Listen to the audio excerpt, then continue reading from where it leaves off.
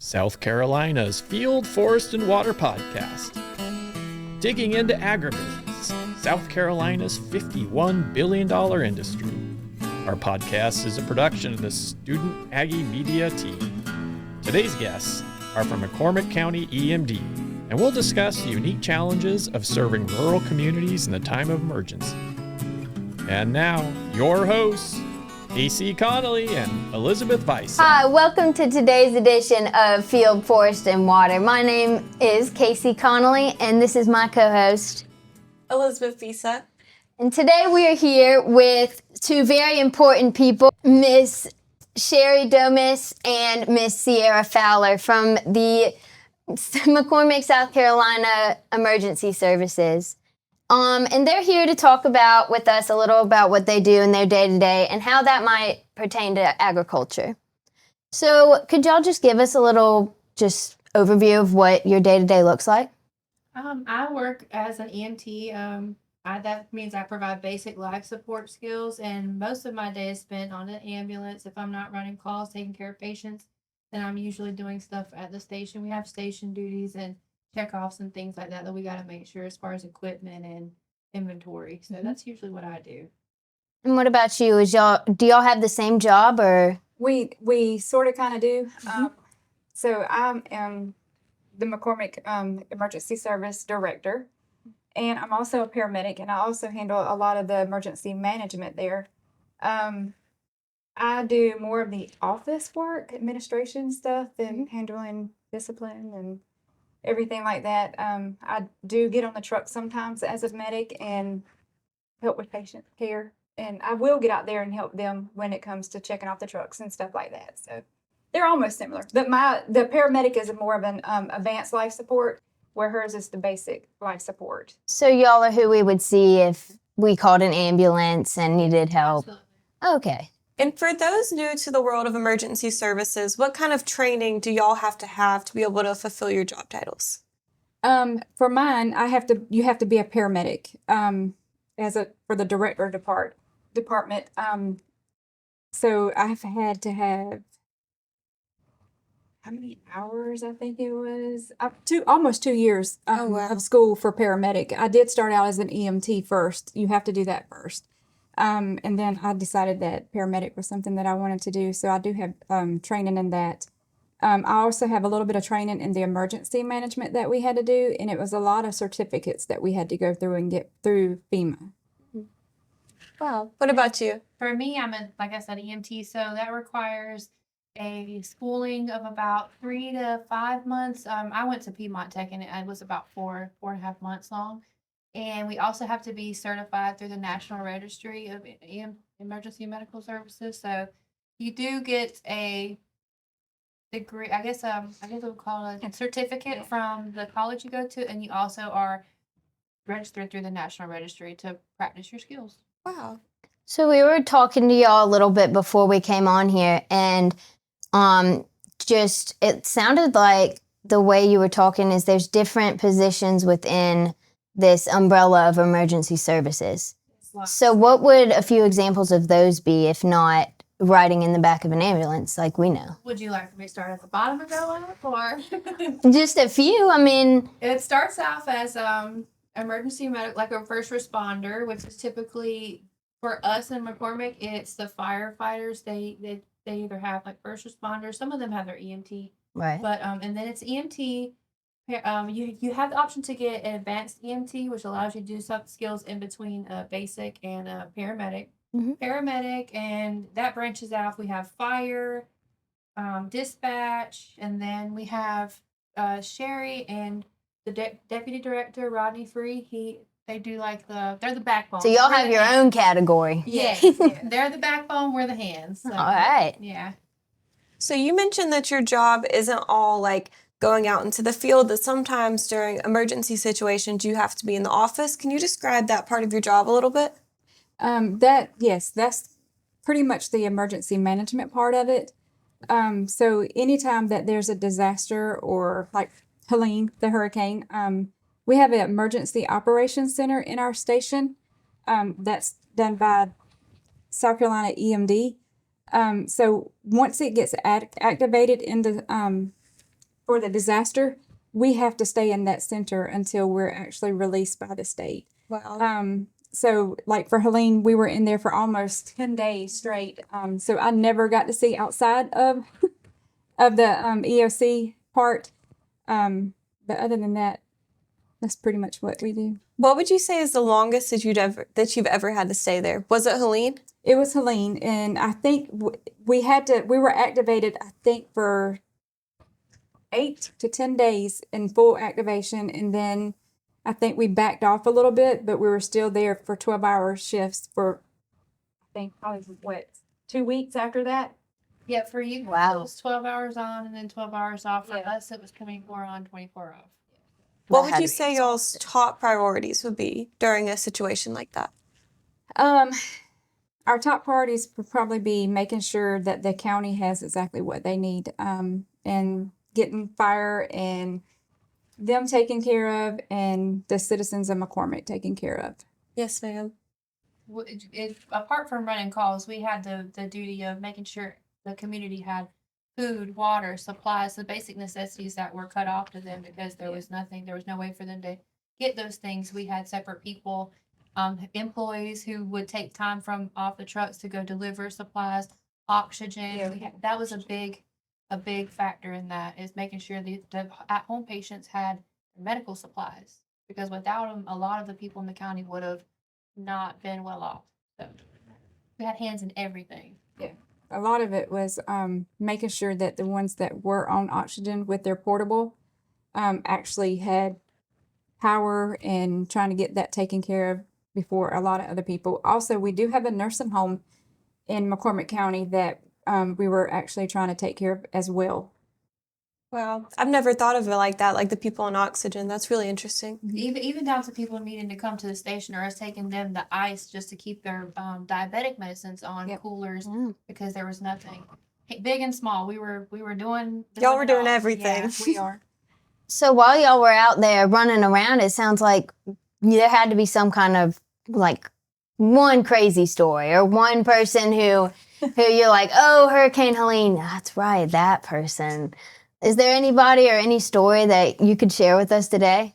We had a couple of I call them back road rebels. They thought that they were bigger than the damage and tried to either go through it or get past it, and they found themselves in worse situation. And then we had some people in the town that just were not affected by it at all. They took their party outside, and they were Wow. just, there's a lot of funny ones in there. So did you by chance go on any calls during Helene? Were you out in the ambulance, or did they even let y'all take the ambulance out? During the storm, but the worst of it, while it was actually happening, we were told to stay in the station for safety purposes. I mean, we are the first line of defense, but Of course. if something happens to us, then who's gonna, Right. So we had to take care of that first. But once the storm subsided, we hit the road, cutting ourselves out. We had chainsaws, people cutting their way to us to get us out and have us doing things. Oh yeah, we can absolutely relate to that. I know last year, you weren't on campus, were you, Elizabeth? I was not, but we had the same situation. We did here. We had, I'm sure if you scroll back on our posts, you can find Boys it. helped us. Yeah. Boys from here cut us out so we Wow. can get through. We the had road. kids helping with chainsaws to clear the Yeah. roads and regather our farm animals. Yeah. It was crazy. The whole thing was definitely surreal. I know that I live beside a dairy farm. We were talking about this earlier about how certain agriculturalists have a hard time during natural disasters like this because they need certain electricity for their farms. Like dairy farms, they need their electricity to milk their cows, or else it won't be a good situation. What is your advice to farmers and how they can respond in situations like that to get the help that they need the quickest? That would probably, we have an emergency operation plan that we have for the county. That would just be education on how to contact dispatch and tell them exactly what's going on so that we can actually get somebody out there to help you. But there is an emergency operation plan that McCormick County has. And I would probably educate y'all on that, and would like to be out here one day just to help with that. That would be great. So being out in our rural community, there's probably some accidents and just rule in particular things you've seen. Is there anything you could tell us, like tractor safety or things like pesticides that you've seen a bad reaction to? Maybe something to help our students who are out there every day. I would definitely say, as far as chemical handling goes, if you don't have the access to the proper training on that, please don't hesitate to call somebody from up at the EMS station. Will be more than happy to come down here and walk you through like personal protective equipment and how to properly put it on, take it off, dispose of it, things like that. Equipment safety. I personally don't have much training in that, but I will say if it's sharp, stay away from it. And go at a certain speed. I do notice that there's a lot of equipment that's being driven on the roads, and these backwood roads are very curvy, inclines, Yeah. and things like that. Just be mindful of other people. It's not necessarily the person operating the equipment. Sometimes it's the people that are around. Oh, yeah, that you have to absolutely. work out for. I would just say be mindful of your surroundings on that equipment as well. And then anything maybe you could add for like wildlife bites or allergic reactions to bee stings. Would there be anything in particular that our school could help like educate our students? Maybe y'all have some information on that. We would probably be able to have somebody come and educate on that. Yeah. With the snakes. We do have a lot of snakes in McCormick County. Spiders. I do know our Animals in general. Oh, We yeah. have the plethora. We get dog bites. I mean, anything. A lot of dog bites. Like, we had a dog bite last year. Actually, that was me. I got bit by a dog last year, and we were very thankful for some of the services that helped us. We really appreciate y'all. Off the top of my head, just if they look like they bite, they probably do. So just be careful, use wisely. but like she said, we're always happy to come out here and do Absolutely. seminars or trainings, whatever's needed. That would be a great resource.